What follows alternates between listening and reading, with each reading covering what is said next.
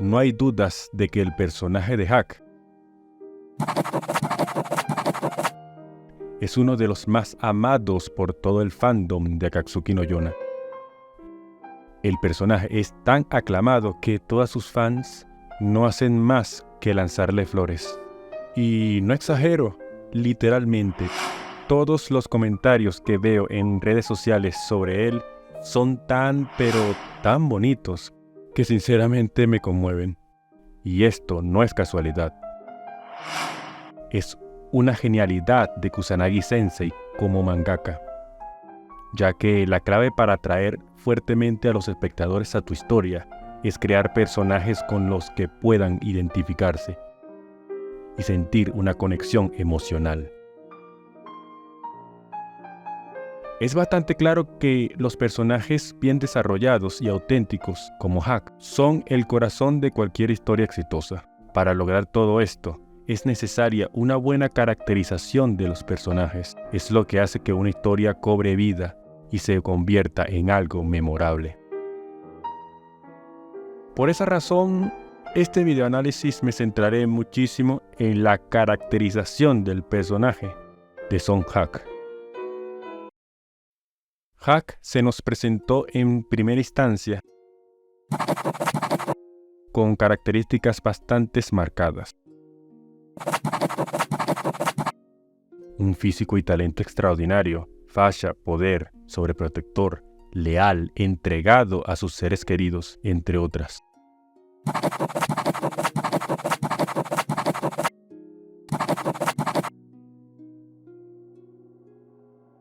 Todas estas características le han servido para ser considerado el soldado más poderoso en la historia de su país y también el rompecorazones de casi todas las personajes femeninas de esta historia. Su amor por sus seres queridos lo llevó a ser posiblemente el personaje más sobreprotector de la historia, llegando incluso a poner su propia vida en juego en varias ocasiones por sus bienestares.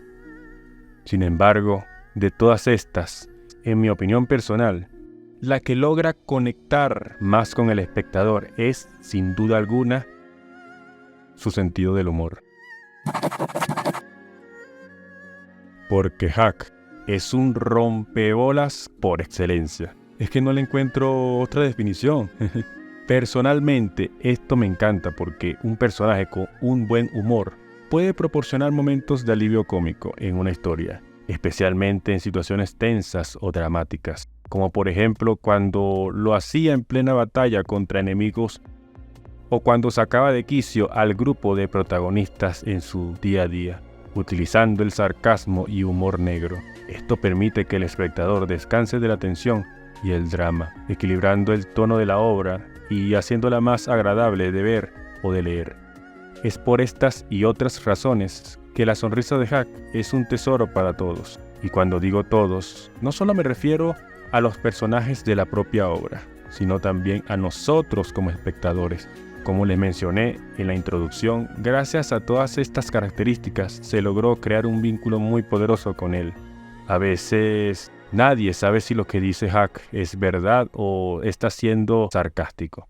Y esto me encanta porque sus diálogos e incluso su lenguaje paralingüístico hacen que Hack lo considere personalmente un tremendo showman, la verdad.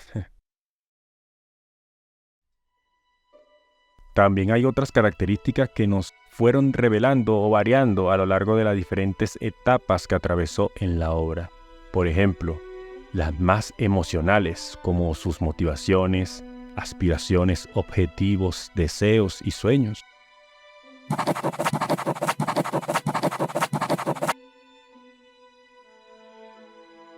Cada una de ellas han sido influenciada por otra de las características que más definen al personaje de Hack, el altruismo. Y sí, Hack es una persona extremadamente altruista.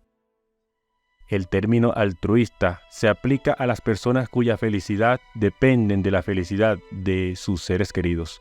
El altruismo se refiere a la disposición y acción de buscar el bienestar y la felicidad de los demás, incluso a costa de uno mismo. Las personas altruistas encuentran satisfacción y alegría al hacer el bien y contribuir al bienestar de quienes les rodea, incluyendo a sus seres queridos. En mi video anterior, en el análisis de Yona, expliqué que ella ha atravesado 3 etapas hasta ahora en el punto del manga actualmente, las cuales la describí como la Yona de la burbuja, la Yona de la posburbuja y la Yona del retorno. Dado que Hack ha sido su constante compañero a lo largo de la obra, y espero que también lo siga siendo en lo que le quede de vida, he decidido utilizar esta referencia para describir las etapas de Hack en la historia. Ambos personajes vivieron prácticamente en la misma burbuja y se ayudaron mutuamente a definirse el uno con el otro. Por esta razón, en mi opinión, no es posible analizar a uno sin mencionar al otro. Así que he decidido llamar a esas etapas de Hack como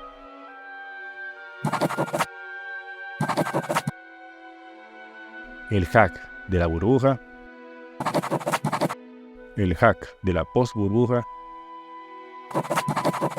y el Hack del retorno. Como les mencioné anteriormente, en mi opinión, sus motivaciones, aspiraciones, objetivos, deseos y sueños variaron a lo largo de estas etapas. Por ejemplo, en su etapa de la burbuja, haciendo referencia a lo que se nos mostró solo en el capítulo 1 y en los flashbacks posteriores a lo largo de la obra, se nos revela su niñez y adolescencia. A través de estos fragmentos, conocemos a un Hack que deseaba fervientemente la felicidad de Yona y su mejor amigo Soo-won. Él aspiraba a convertirse en la mano derecha de Soo-won. Esa era la razón de su existencia, ya que Soo-won no solo era su mejor amigo, sino que también su ídolo. En un flashback posterior, cuando Hack conversa con su prometida Ayame, descubrimos que Yona siempre ha sido su amor platónico no correspondido. Yona solo tenía ojos para Soo-won. Sin embargo, esto no entristecía a Hack.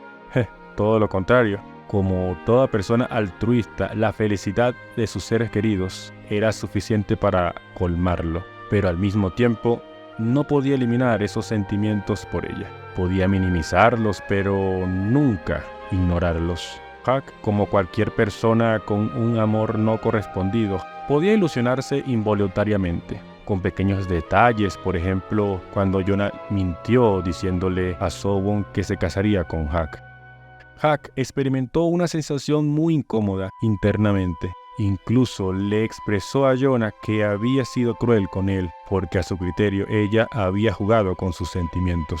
En mi opinión, esta escena tiene un gran valor narrativo porque cuando lees esto en primera lectura, pareciera que son simples diálogos, pero en retrospectiva, al releer la historia, queda claro que Hack siempre estuvo esperando a Yona.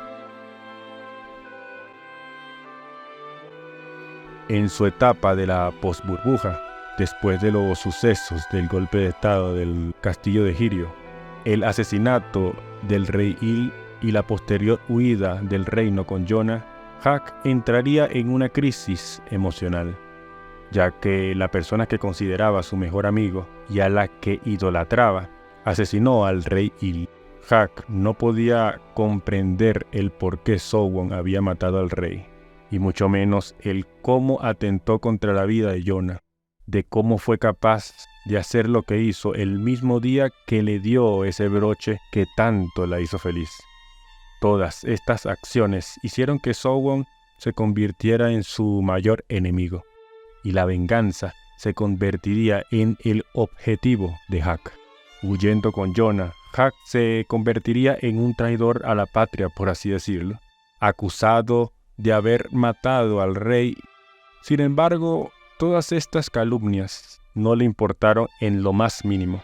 Lo único que realmente le preocupaba era el bienestar de Yona, ya que vio cómo su mundo había sido aplastado. Y en su desesperación de verla sumida en la oscuridad, como si fuera un cadáver viviente, tomaría una decisión extremadamente equivocada. No me refiero a su elección de dar el broche de Sowon, por supuesto, sino a su decisión de pedirle que fuera su ama y lo utilizara a su antojo, tratándolo como si él fuera una simple herramienta. Esta decisión fue muy errónea, ya que Jonah nunca fue como la mayoría de las personas en la realeza o la nobleza, ya que, según la perspectiva de Hak, los nobles y la familia real solo eran personas corruptas y egoístas. Quizás Hak pensaba que al llevarla a la tribu de viento y alejándola de la realidad del reino, la haría sentir protegida. Pensaba que separarla de la guerra sería suficiente para garantizar su seguridad y felicidad. Pero se equivocó, porque lo que Jonah realmente necesitaba para salir de ese oscuro camino puntiagudo que recorría era una familia. Hak se daría cuenta que gracias a Jun, Ao y los dragones, ella encontró la razón para sonreír nuevamente. Pero lo que él no esperaba era que esa princesita inocente, débil y frágil se transformaría en alguien a quien admirar, alguien a quien le enseñaría el orgullo de servir. Jonah se convirtió en su motivación, sus buenos deseos, su sueño.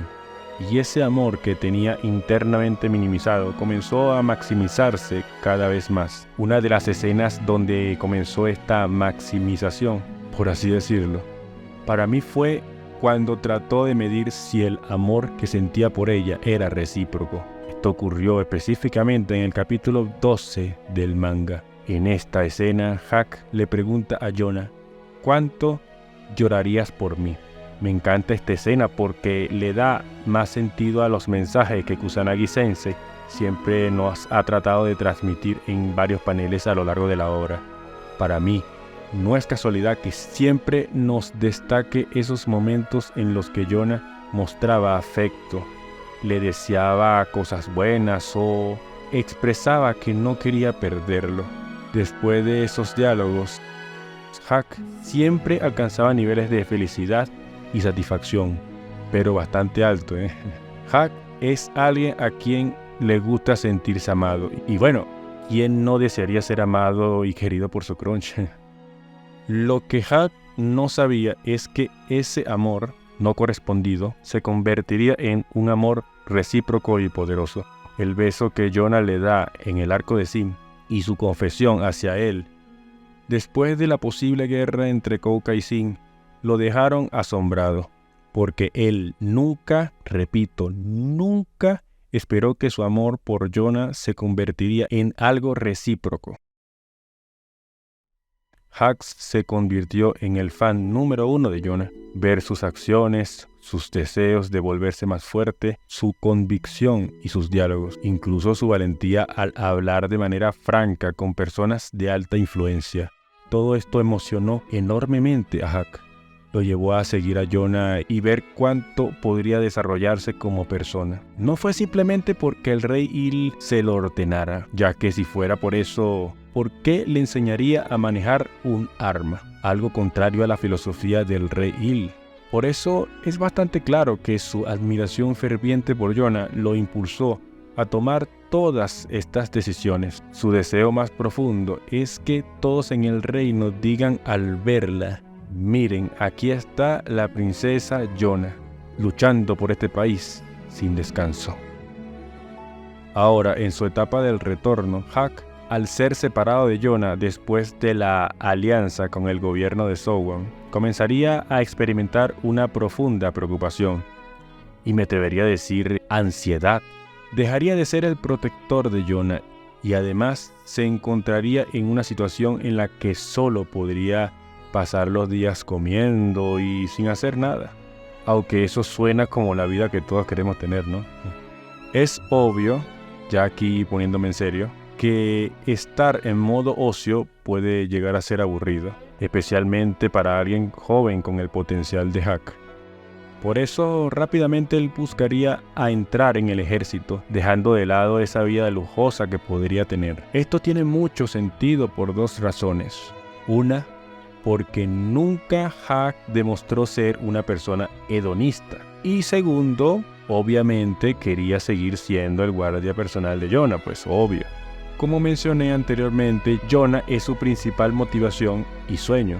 En esta etapa, Hak sigue teniendo las mismas motivaciones y sueños que en la etapa de la post-burbuja.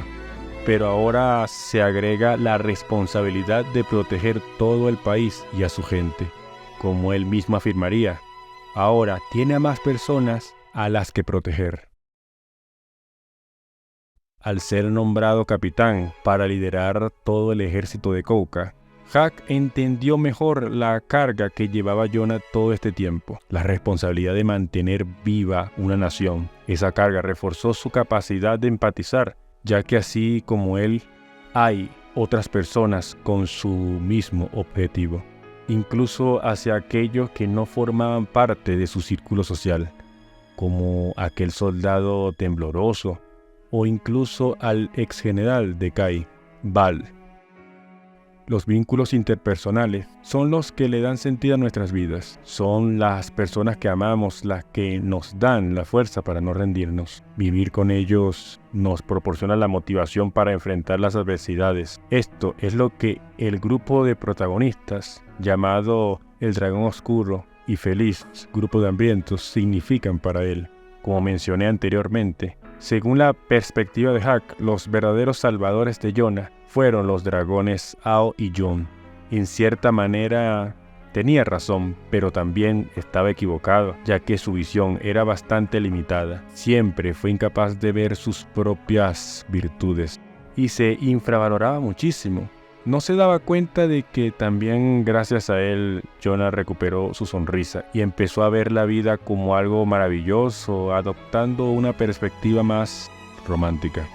Hak siempre ha estado dispuesto a sacrificar su vida por el bienestar de sus seres queridos, pero nunca estuvo preparado para enfrentar la muerte de las personas que ama. Vemos esto no solo cuando Jonah fue a buscar la hierba medicinal en el arco de la reclutación de Haeha, sino también cuando le revelaron la información sobre la corta vida de los dragones. Su corazón quedó destrozado y es que literalmente creo que con quien más conectó Hak, o sea, Chi-A, Ki-Ha y Haeha, fue sin duda con Haeha.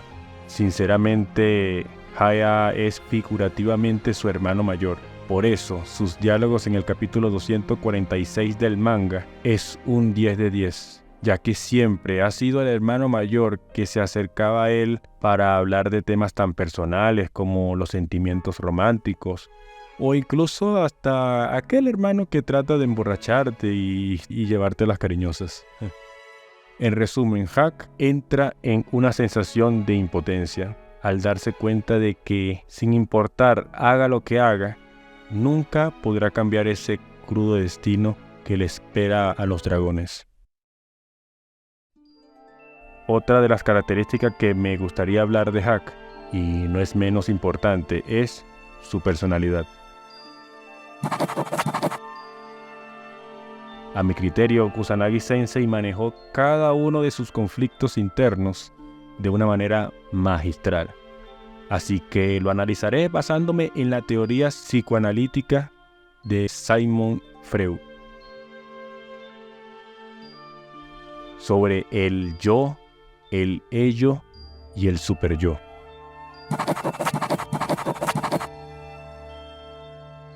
Ya que son las tres instancias psíquicas que conforman la personalidad humana y que se encuentran en constantes conflictos. El ello es la parte más primitiva e impulsiva que busca la satisfacción inmediata de las necesidades y deseos. Su ello es la parte más instintiva y pasional que se manifiesta en su fuerza física, su habilidad con la lanza en plena batalla, su deseo sexual con Jonah y también en sus deseos de venganzas contra aquellos que atentaron contra la vida de sus seres queridos. El yo Es la parte racional y consciente que se adapta a la realidad y media entre el ello y el superyo. Su yo se encarga de proteger a Jonah, a sus amigos y a su país, y cumplir con su deber como general y guardaespaldas de Jonah, y de resolver los problemas que se le presentaban en cada escena. Su yo también se ocupa de regular sus emociones y evitar que se desborde su amor por Jonah o su odio por Sowon. Y el superyo es la parte moral y crítica que representa las normas y valores sociales interiorizados. Su superyo se vio mucho en momentos donde Hak decidía hacer justicia y cuando se autocriticaba por no tener la suficiente capacidad para mantener a salvo a Jonah. Ahora, ya explicadas estas tres instancias psíquicas, les mostraré algunos conflictos que se han creado entre ellas a lo largo de la obra, comenzando con algo súper obvio. Hak siempre se ha querido comer a Jonah, pero enterita, Como por ejemplo cuando le derramó toda la miel en las manos heridas de Jonah, o cuando también se le lanzaba encima con besos e insinuaciones. Hak en estas situaciones perdía completamente su yo, y el ello tomaba el control absoluto de su personalidad. Su yo reaccionaba gracias a que Jonah le ponía luz roja, porque si no pasaba esto, creo que se lo hubiera comido enterita, Pero su ello no solo era buscar el placer y la gratificación, también, y como les había explicado, buscaba la agresión y la venganza. Su ello lo volvió al odio contra aquellos que atentaron con la vida de sus seres queridos. Se reflejaba fácilmente hasta en su lenguaje paralingüístico, donde solo transmitía sed de sangre. Tanto Zeno como Haya ya nos daban indicios de su viaje hacia la oscuridad. El capítulo 91 del manga es muy emblemático porque, a diferencia de otras escenas, Hak acá perdió todo el control de su yo y empezaría a ser controlado por los pensamientos primitivos de su ello, ya que en ese momento solo quería saciarse de la sangre de Sowon, dejándose consumir completamente por su odio, sin importar quién estuviera delante de él, hiriendo incluso hasta aquellas personas que son importantes para él, como los dragones. Y esta oscuridad es algo que ha mantenido muy internamente en su corazón durante toda la obra. Cada panel del manga, donde Hak se le veía consumido, me encantaba porque el arte de Kusanagi Sensei resaltaba increíblemente, ya que transmitía perfectamente a alguien que estaba en las tinieblas. La desesperación lo consumía. Estos paneles nos muestran a alguien que se siente abandonado por Dios, preguntándose el cómo deshacerse de todo ese odio y resentimiento. Su ello se superponía a su yo y lo llevaba a querer asesinar a Sowon. Él no entendía el por qué, si Jonah era capaz de deshacerse de todos esos sentimientos malditos, él no podía hacerlo. Erich Fromm, psicoanalista, decía que la oscuridad interior no puede ser expulsada con más oscuridad. Solo a través del amor y la comprensión es que podemos encontrar la luz y liberarnos de las cadenas del resentimiento y la venganza. Erich Fromm en su pensamiento tenía toda la razón. El amor por sus seres queridos lograron a que Hak tuviera mejor comprensión, liberando así un poco de esa cadena de odio que lo consumía. Aunque en este momento, en el día en que estoy haciendo este video, han salido 246 capítulos del manga. Aunque Hak todavía no ha superado en su totalidad todo ese odio y resentimiento, puedo afirmarles que poco a poco está logrando reflexionar más, hasta el punto de llegar a afirmar en pocas palabras que el gobierno de Sowon no es tan mal gobierno, afirmándole que no le cortaban los dedos a los niños y que su gente ya no tenía la necesidad de robar para alimentarse. Acá Hak deja de lado su ello y su superyo toma el control de su personalidad. Su superyo lo llevó a ser capaz de buscar las hierbas medicinales para tratar la enfermedad de Sowon, porque sabe y entiende que Sowon es el rey y que el país lo necesita, le guste o no le guste. Su problema con Sowon no es de visiones políticas, ya que Hack no es un político y nunca lo ha sido. Su problema con él es que él siente que lo traicionó. Siente que sus acciones fueron erróneas porque habían otras maneras de actuar. Cada vez se le nota a Hack en su etapa del retorno que está adquiriendo más madurez y un crecimiento notable como individuo. Confío plenamente que Kusanagi Sensei logrará la reconciliación absoluta entre Sowon y Hack. Bueno, entonces, como les decía, su super yo es la parte más ética y exigente que se basa en los principios de lealtad, honor y justicia. Su super yo lo guiaba a actuar según su conciencia y su código moral, pero también lo castigaba cuando sentía que había fallado, como por ejemplo esos momentos de impotencia al ver cómo secuestraban a Yona. También lo hacía sentir culpable por no haber salvado al rey Il, y cuando también se sentía que no era útil para Yona, como por ejemplo ese malentendido cuando Yona le pedía que regresara a su tribu. Y no lo digo yo, lo decía hasta el propio Chiga. Su super yo también actuó cuando en el pasado vio a Taejun queriendo abusar de Yona, ya que Hack nunca ha soportado a las personas que abusan de los débiles. La luz y la oscuridad es parte del ser humano y el viaje de Hack nos muestra que la vida está llena de desafíos, pero también de oportunidades para crecer, amar y enfrentar el mundo con una sonrisa de optimismo. Y como seres humanos tenemos la capacidad de forjar nuestro propio destino y encontrar la luz, incluso en los momentos más oscuros. Eso es Yona para él, una luz esplendorosa que le transmite la tranquilidad y las ganas de vivir. Hack cometió el error de pensar que tenía menos valor que los demás, y repito, estaba completamente equivocado, porque tanto nuestros personajes como nosotros como espectadores vemos en él a una persona maravillosa que, aunque sea un rompehoras de mierda, es alguien resplandeciente que puedes confiarle ciegamente tu vida. Nos hace reír con sus tonterías y disfrutamos de cada panel donde aparece, porque sencillamente es un tremendo personajazo. Hack nos narra la idea de que todos como individuos tenemos valor y que la mejor forma de vivir no es estando rodeado de lujos y riquezas, que bueno, tampoco le voy a mentir que está mal, ¿no? Nos narra que la mejor forma de vivir es tener buena salud, lógicamente, y estando rodeados con aquellas personas que amamos y apreciamos en nuestras vidas. Amigo y amiga, si les gustó el video y me puedes ayudar con un like, eso me ayudaría muchísimo. Y si pueden compartirlo para que más personas puedan ver mis videos, estaré muy agradecido también. Pueden suscribirse y darle a la campanita para que esté pendiente cuando suba videos de varios animes y mangas. En este caso, Akatsuki no Yona. Pueden seguirme en todas mis redes sociales, la cual dejaré el link en la descripción. Así que muchísimas gracias por llegar hasta aquí, de verdad. Mil gracias. Nos vemos en una próxima ocasión.